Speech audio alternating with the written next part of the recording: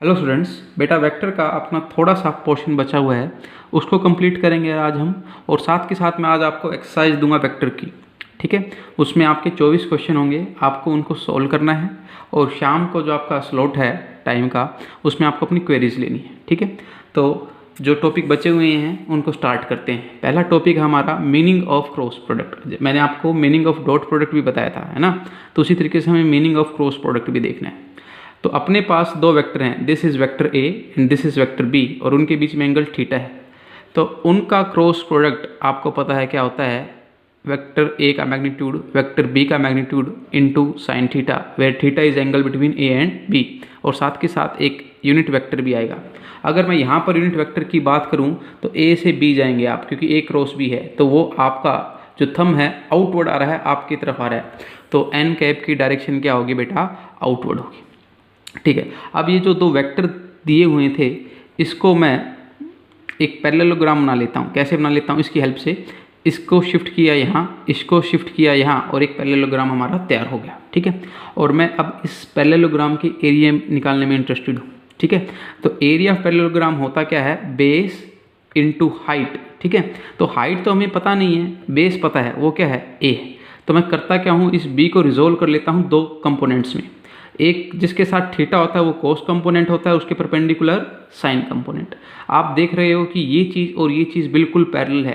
ठीक है, वेक्टर को पैरेलली शिफ्ट किया जा सकता है, तो ये भी अल्टीमेटली क्या होगा, बी साइन थीटा। तो एरिया ऑफ पैरेललोग्राम अब हम निकाल सकते हैं। बेस मेरा ए है और हाइट कितनी आ गई बेटा, बी साइन थीटा। तो नोट करो, जो एरिया ऑफ पैरेललोग्राम आया है वो एग्जैक्टली इक्वल है किसके, ए क्रॉस बी के मैग्नीट्यूड के। ठीक है, तो एरिया ऑफ पैरेललोग्राम क्या है बेटा, आपका magnitude of A cross B.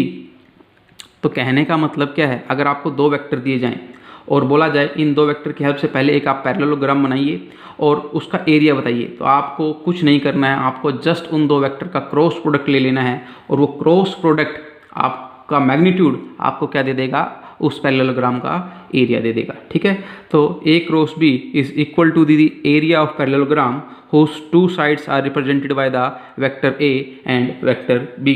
Clear है बात आपको।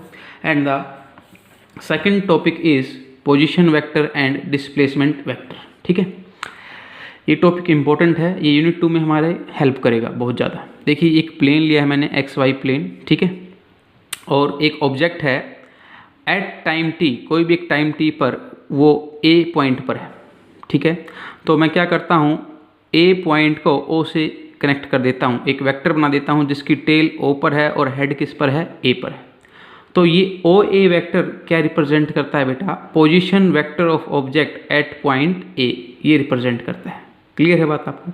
अब इस ओ ए को हम इस तरीके से भी रिप्रेजेंट करते हैं, that is position of A from zero और ओरिजिन। क्लियर है बात आपको। और क्योंकि ये ओरिजिन है तो किसी किसी बुक में इसको डायरेक्ट ही क्या लिख देते हैं, आर ए भी लिख देते हैं। ठीक है, मतलब जहाँ पर भी अगर आपको आर की नोटेशन मिले तो आप समझ जाएंगे it is corresponding to the position vector. Clear है बात आपको। अब ये ऑब्जेक्ट मूव करता हुआ किसी दूसरे समय पर बी पर आ गया है, तो let at any time T dash object is at B. ठीक है, तो यहाँ से भी मैं एक पोजीशन वेक्टर ड्रॉ करता हूँ, ओ बी। ठीक है, position vector of object at point B, और इसको भी मैं इस तरीके से लिख सकता हूँ। ठीक है, that is position of B from origin, और अल्टीमेटली किसी किसी बुक में आपको सिर्फ डायरेक्ट क्या मिलेगा, आर बी भी मिलेगा। तो this is my R A and this is R B, position vector. ठीक है, तो अगर मैं ए बी को देखूँ बेटा, क्योंकि अल्टीमेटली अगर हम देखें ऑब्जेक्ट कहीं से भी गया हो, इधर से गया हो, इधर से गया हो, या ऐसे गया हो, तो ये आपकी शॉर्टेस्ट दूरी है ए और बी की। क्लियर है बात आपको, क्योंकि आपने मैथमेटिक्स में पढ़ा है कि दो पॉइंट के बीच में अगर शॉर्टेस्ट दूरी निकालनी है तो उनके बीच में क्या खींच दीजिए, आप स्ट्रेट लाइन खींच दीजिए। क्लियर है बात। और ये ए बी वेक्टर आपका क्या कहलाता है, displacement vector of the object. Class 9th को जरा याद करेंगे, डिस्टेंस और डिस्प्लेसमेंट। डिस्प्लेसमेंट क्या था कि किन्हीं भी दो पॉइंट के बीच में छोटे से छोटी दूरी, उसको क्या बोलते थे आप, डिस्प्लेसमेंट। और ये छोटे से छोटी दूरी है, इसलिए इसको क्या बोला गया है, डिस्प्लेसमेंट वेक्टर। और इसे अगर आप यहाँ पर भी नोट करें, यहाँ पर ओ ए था तो यहाँ पर आर ए ओ हो गए। ठीक है, इसी तरीके से ए बी था तो यहाँ पर आर बी। ये रिप्रेजेंट करता है कि किस पॉइंट की कहाँ से दूरी। तो ये बी की दूरी कहाँ से, ए से। क्लियर है बात आपको, इस बात को आप समझ गए होंगे। क्लियर है, तो this is displacement vector of object. अब आप इस पर्टिकुलर में ट्रायंगल्स लॉ लगाइए, ठीक है, जो आपका ट्रायंगल्स लॉ ऑफ एडिशन। तो आप बोल सकते हैं ओ ए और ए बी इस तरीके से प्लेस हैं कि एक के हेड पर दूसरे की क्या है, टेल आए, और ओ बी आपका इस तरीके से है कि वो पहले वाली टेल को दूसरे वाले के हेड से क्या कर रहा है, कनेक्ट कर रहा है। तो this will be the resultant of R A and R B A. Clear है, और वेक्टर वाइज लिखूं तो O B is vector sum of O A and A B. Clear है बात, O A plus A B is equal to vector O B. Clear है बात, अब ध्यान से देखते जाइए आप। तो अगर मैं ए बी को इधर रखूं और ओ ए को उधर ले जाऊं तो ये आ जाएगा। क्रॉसपोंडिंगली ए बी को इसके क्रॉसपोंडिंग देखिए आप, ओ ए को मैं क्या लिख सकता हूँ, आर ए, और ए बी को क्या लिख सकता हूँ मैं, आर बी ए, और ओ बी को क्या लिख सकता हूँ मैं, आर बी। तो आर बी क्या आ जाएगा बेटा, R B minus R A. Clear है, आपको नोटेशन मिलेगी तो इसका आप खास ध्यान रखेंगे। क्लियर है, आर बी ए का मतलब है vector start from A and end at B, और मैं बोलूँ कि बी की ए से दूरी। अगर बेटा आपको थोड़ा सा तरीके से और समझाना चाहूँ मैं, आर ए क्या है कि ए पॉइंट की ओरिजिन से दूरी है, आर बी क्या है, बी पॉइंट की ओरिजिन से दूरी है। लेकिन आर बी ए क्या है कि बी पॉइंट ए से कितनी दूर है, मतलब आपका जो रेफरेंस है अब ओरिजिन ना होकर क्या हो गया है, ए हो गया है। क्लियर है बात आपको, डिस्प्लेसमेंट वेक्टर बोल दिया है, परंतु है क्या, ये है तो बी की दूरी कहाँ से, ए से दूरी है। ठीक है, अगर मैं बोलूँ इसको, this is nothing but position vector of B with respect to A. ठीक है, आप समझ गए होंगे बात को। एग्जाम्पल लेते हैं, मान लीजिए आर ए आपको इस तरीके से दिया हुआ है और आर बी इस फॉर्म में दिया हुआ है। ठीक है, X I plus Y J cap R A है, और आर बी क्या है, X dash I plus Y dash J.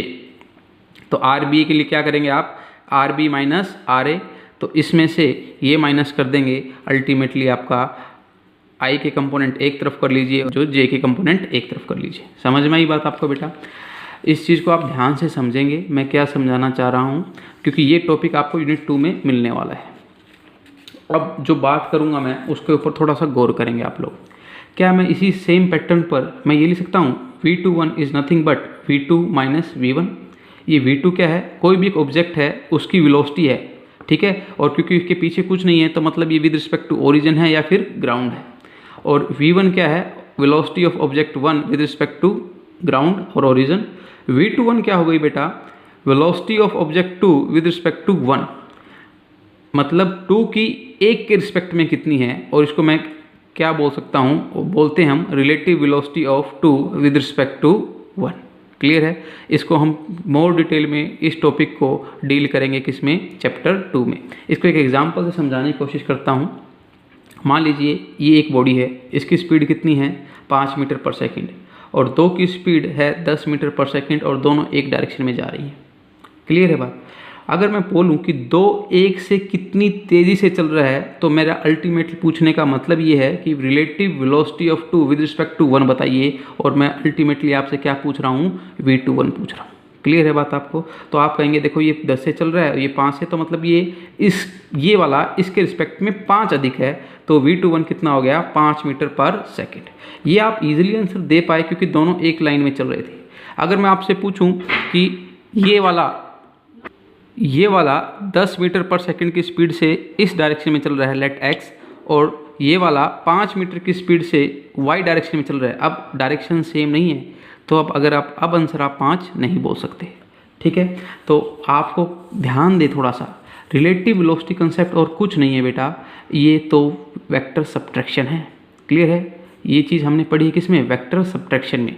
तो वेक्टर सब्ट्रैक्शन आपका जो फॉर्मूला है वो क्या है, V2 square plus V1 square minus 2V1 V2 cos theta under the root. Clear है, अब इन दोनों का इस केस को इससे समझने की कोशिश करते हैं। पहले वाला V1 5 है, V2 कितना है, 10 मीटर पर सेकेंड है। जब ये डायरेक्शन सेम है, डायरेक्शन सेम तो इनके बीच में एंगल कितना हो गया, 0। ठीक है।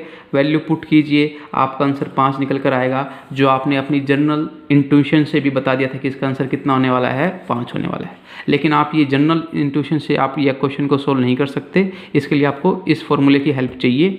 थीटा यहाँ पर 90 है इन दोनों के बीच में, एक एक्स में भाग रहा है और एक वाई में, तो थीटा 90 0 आ जाएगी ये टर्म, और आप ये जब उसकी करस्पॉन्डिंग वैल्यू पुट करेंगे तो V21 ये आ जाएगा आपके पास। क्लियर है। इस लेक्चर को मैं यहीं ख़त्म करता हूँ। वेक्टर बेटा अब मैं आपके सामने कुछ ऑब्जेक्टिव क्वेश्चन दे रहा हूँ वेक्टर की, ठीक है। तो आप इसको स्क्रीन को पॉज कर लेंगे अपनी जब आप पढ़ेंगे और इन क्वेश्चन को सोल्व करेंगे, ठीक है। 5 क्वेश्चन ये आ गए आपके पहले। अब आपके नेक्स्ट 6 से लेकर 11 तक आप देख लीजिए, ठीक है। 6 से लेकर 12 ही हो गए, ठीक है। ठीक है, नेक्स्ट है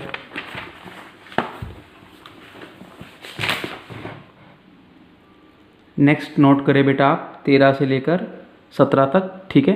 मैं आपको इसकी इमेज आपके ग्रुप में डाल भी दूंगा, और फिर भी कोई डाउट रह जाए तो आप मुझसे पूछ सकते हैं। क्लियर है।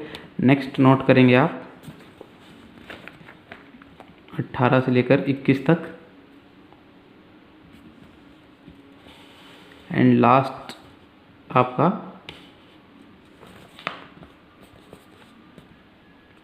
नोट करेंगे 22 से 24 तक, ठीक है। लास्ट ऑप्शन D=5 है क्वेश्चन नंबर 24 का। ओके, आप इन क्वेश्चन को ट्राई कीजिए और क्वेरी पूछिए शाम को। और नेक्स्ट हम चैप्टर स्टार्ट करेंगे आपकी यूनिट नंबर 1, बड़ी इंटरेस्टिंग यूनिट है।